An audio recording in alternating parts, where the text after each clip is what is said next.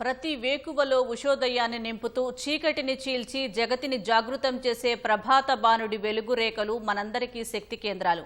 ఆ ఉదయం అందరికీ సమానమే. అయినా అస్తమ సమయానికి కొందరే చరిత్ర పుటల్లో తమకంటూ కొన్ని పేజీలు మిగిల్చుకుంటారు. చెరగని శాశ్వత ముద్ర వేస్తారు. అలాంటి ఒక మహోన్నత వ్యక్తి చైతన్య యానమే రామోజీరావు జీవన ప్రస్థానం. ఆయన విలువలు, దార్శనికతల్ని ముందు తరాలకు అందించాలన్న స్ఫూర్తితో రామోజీ గ్రూప్ ఏటా రామోజీ ఎక్సలెన్స్ అవార్డులు ఇవ్వాలని తలపెట్టింది. అందుకు సంబంధించిన పూర్తి వివరాలు ఈ కథనంలో. సేవ, త్యాగం, ధైర్యం, సృజన. ఒక మనిషిని సమూహం నుంచి వేరుచేసి చరితార్థుడిని చేసేవి ఇవే. ఈ లక్షణాలన్నీ పుణికిపుచ్చుకున్న వ్యక్తి రామోజీరావు. సమకాలీన భారతదేశంలో ఆయనలాంటి దార్శనికులు, కృషీవలురు అరుదు. మీడియా రారాజుగా అత్యంత ప్రముఖుడైన ఆయన విజయాల వెనుక ఉన్న నిర్విరామ కృషి చాలామందికి తెలియదు. ఆయన పట్టిందెల్లా బంగారమంటారు కాని ఆ విజయాల వెనుక ఉండే శ్రమ, తపన అద్వితీయం. ఒకటి కాదు, రెండు కాదు, ఒకదానికొకటి సంబంధం లేని అనేక రంగాల్లో ప్రవేశించి అత్యున్నత శిఖరాలను అధిరోహించారు. ఆయన జయంతి రోజైన నవంబర్ 16 రామోజీ సంస్థలకు ఒక ఆధ్యాత్మిక పర్వదినం. ఒక మహనీయుని ఆలోచనలకు, విలువలకు నూతన జీవం లభించే రోజు.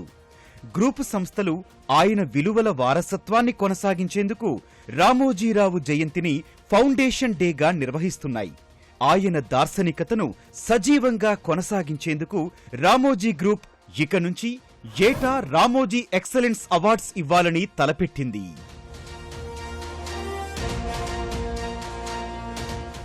ఏదో ఒకటి చెయ్యాలన్న తపన, ఏదైనా సాధించినప్పుడు పొందే తృప్తిని మించిన ప్రోత్సాహకాలు లేవనేవారు రామోజీరావు.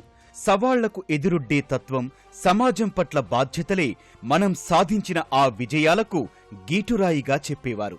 అదే బాటలో దేశం కోసం, మానవత్వం కోసం, విలువల కోసం నిశ్శబ్దంగా సేవ చేస్తున్న స్ఫూర్తి ప్రదాతలను గుర్తించి గౌరవించడమే రామోజీ ఎక్సలెన్స్ అవార్డ్స్ ఉద్దేశం.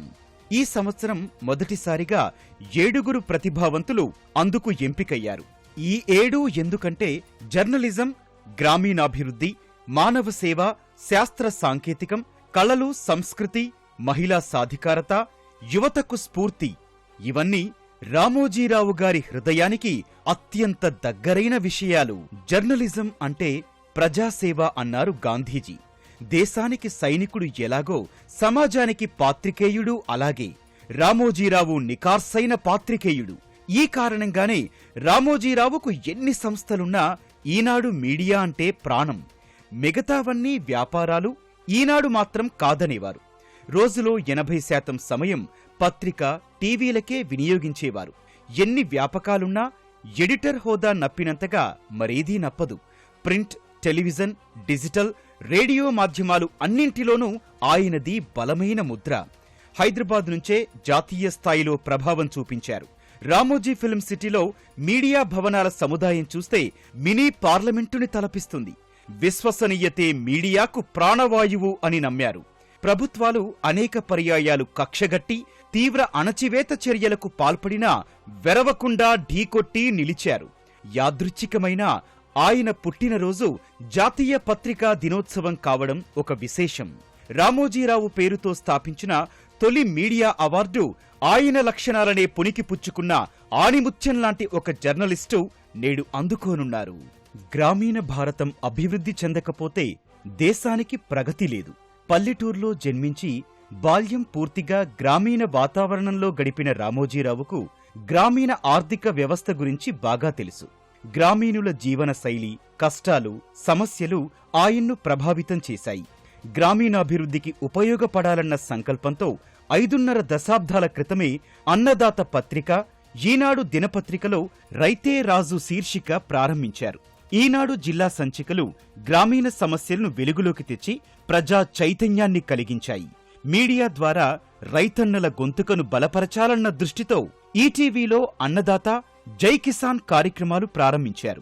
గ్రామాభివృద్ధి కోసం సుజలాం సుఫలాం, శ్రమైవ జయతే వంటి కార్యక్రమాలు చేపట్టి దేశవ్యాప్తంగా ఆదర్శంగా నిలిచారు.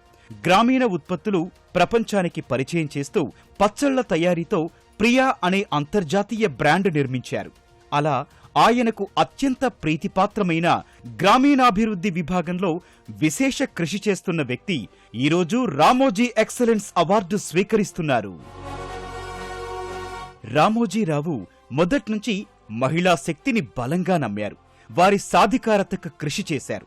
ఈనాడు పత్రికలో 1992లో మహిళల కోసం ప్రత్యేకంగా వసుంధర పేజీ ప్రారంభం, ప్రతిఘటన, మౌన పోరాటం, మయూరి, అశ్విని వంటి స్ఫూర్తిదాయక చిత్రాల నిర్మాణం స్త్రీ శక్తి పట్ల ఆయనకున్న విశ్వాసానికి అద్దం పట్టాయి.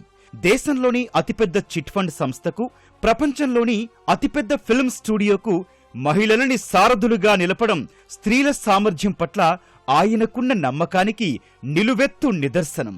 రామోజీరావు విలువలకు తగినట్లుగా ఆయన పేరుతో ఏర్పాటైన విమెన్ అచీవర్ అవార్డును ఒక సాహస మహిళామూర్తి నేడు అందుకోనున్నారు. వితరణ గుణాన్ని ప్రేరేపించి వేలాది జీవితాల్లో వెలుగులెలా పూయించవచ్చు అనడానికి రామోజీరావు ఒక ఉదాహరణ. ప్రజల కోసమే పత్రిక అన్న ఉదాత్త భావంతో ఈనాడు సహాయ నిధి స్థాపించారు. 1976లో 10,000తో ప్రారంభమైన ఈ నిధి కాలక్రమేణా కోట్లాది రూపాయలతో, లక్షల మంది సహకారంతో మహత్తర సేవా ఉద్యమంగా మారింది.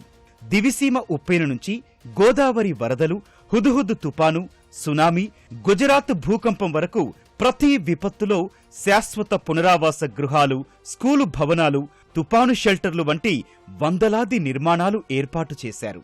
వరదలు, తుపానులు, మహమ్మారుల సమయంలో లక్షలాది ఆహార పొట్లాలు, వైద్య సాయం, పాఠశాల భవనాలు, కంప్యూటర్ ల్యాబ్లు, వృద్ధాశ్రమాలు, అనాథాశ్రమాలు నిర్మించారు.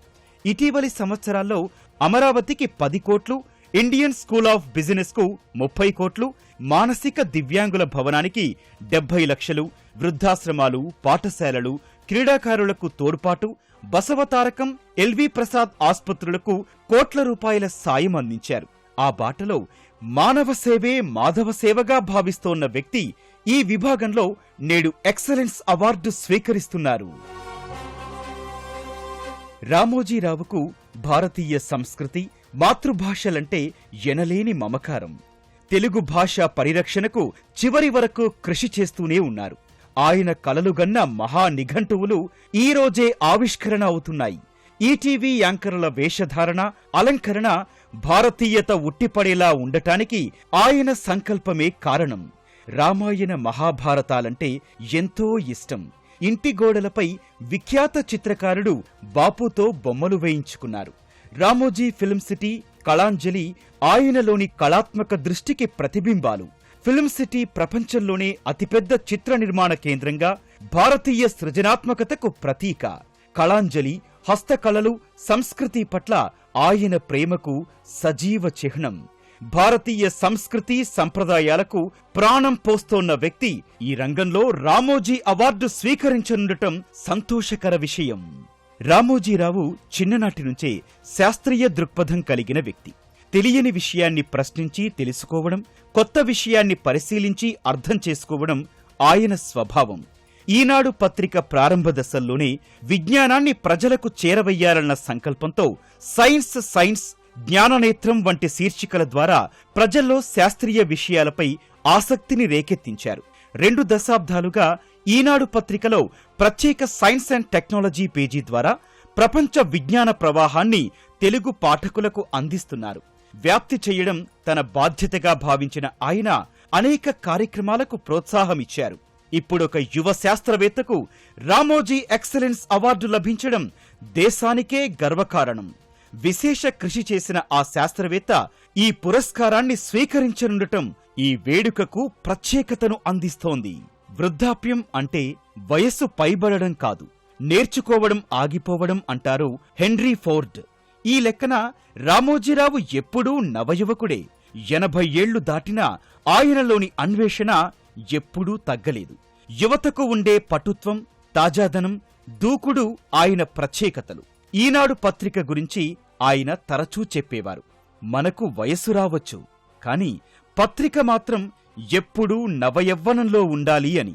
యువతను అర్థం చేసుకునే ఆయన దృష్టి, భవిష్యత్తును ముందుగానే చదివే ఆయన దూరదృష్టి అన్ని సంస్థల్లోనూ సృజనాత్మక మార్పులు, కొత్త పంథాలకు దారితీశాయి.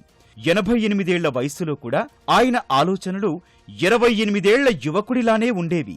ఆయన ఆదర్శాలకు నిదర్శనంగా ప్రారంభమైన యూత్ ఐకాన్ అవార్డును భవిష్యత్తు భారతానికి వెలుగుదీపంలా వెలిగే ఒక యువకిరణం అందుకోనుండటం యువతకు గర్వకారణం.